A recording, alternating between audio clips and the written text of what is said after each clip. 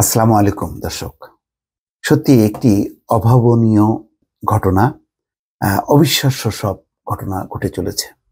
ফিলিস্তিনি জনগণের উপর যখন বর্বর হামলা চালাচ্ছে, নির্বিচারে হত্যাযজ্ঞ চালাচ্ছে ইসরায়েল, তখন এমন এমন দেশ সমর্থন জানাচ্ছে যারা আসলে কোনো মুসলিম দেশ নয়। তারা এখন এগিয়ে এসছে মানবতার ফেরিওয়ালা হিসাবে। যেমন ইউরোপের ৩টি দেশ, আয়ারল্যান্ড, স্পেন এবং নরওয়ে, তারা তো আনুষ্ঠানিকভাবে স্বীকৃতি জানিয়েছে। আজকে অবিশ্বাস্য ঘটনা ঘটেছে ফ্রান্সের পার্লামেন্টে। সেখানে বিরোধীরা পার্লামেন্টের ভেতরে ফিলিস্তিনির পতাকা উত্তোলন করে ফিলিস্তিনির পক্ষে সমর্থন জানিয়েছে এবং সরকারকে বলেছে যে ফিলিস্তিনিদের পক্ষে দাঁড়াতে, কেননা ৩টা দেশ যদি সমর্থন দেয় তাহলে কেন ফ্রান্স স্বীকৃতি দেবে না ফিলিস্তিনকে। সুতরাং এইরকম জোরালো আওয়াজ চলছে সারা বিশ্ব জুড়ে। তখন ব্রাজিলও এগিয়ে এসছে, অথচ ব্রাজিল কোনো মুসলিম দেশ না। তারাও মানবতার পক্ষে অবস্থান নিয়ে ইসরায়েল থেকে তাদের রাষ্ট্রদূত প্রত্যাহার করেছে। বেশ কিছুদিন থেকে টানাপোড়েন চলছিল, শেষ পর্যন্ত ব্রাজিলও একই পথ বেছে নিল। প্রতিবাদ স্বরূপ তারা তাদের রাষ্ট্রদূতকে প্রত্যাহার করেছে, সেই রাষ্ট্রদূতকে অন্য একটি দেশে নিয়োগ দিয়েছে। দর্শক, ইসরায়েল এইরকম প্রতিবাদের মুখে রীতিমতো মুখে কলুপ এঁটেছে, তাদের আর কোনো ব্যাখ্যা বক্তব্য নেই।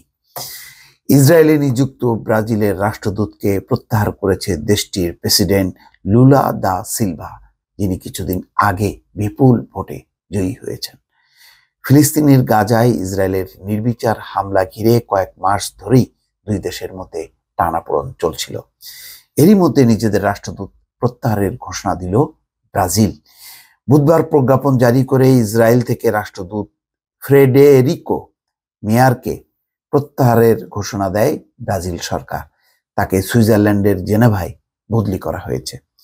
সেখানে তিনি জাতিসংঘের ব্রাজিলের স্থায়ী মিশনে যোগ দেবেন। ব্রাজিলের এই পদক্ষেপের বিষয়ে তাৎক্ষণিকভাবে কোনো মন্তব্য করেনি ইসরায়েল। গত বছর অক্টোবর থেকে গাজায় অভিযান চালাচ্ছে ইসরায়েল বাহিনী।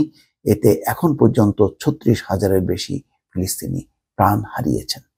ব্রাজিলের প্রেসিডেন্ট লুলা বিভিন্ন সময় এই অভিযানের সমালোচনা করেছেন।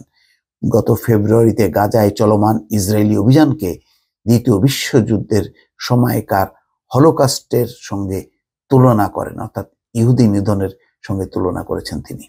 এর জেরে ইসরায়েলে ব্রাজিলের রাষ্ট্রদূতকে তলব করেন দেশটির পররাষ্ট্রমন্ত্রী ইসমাইল কাজ।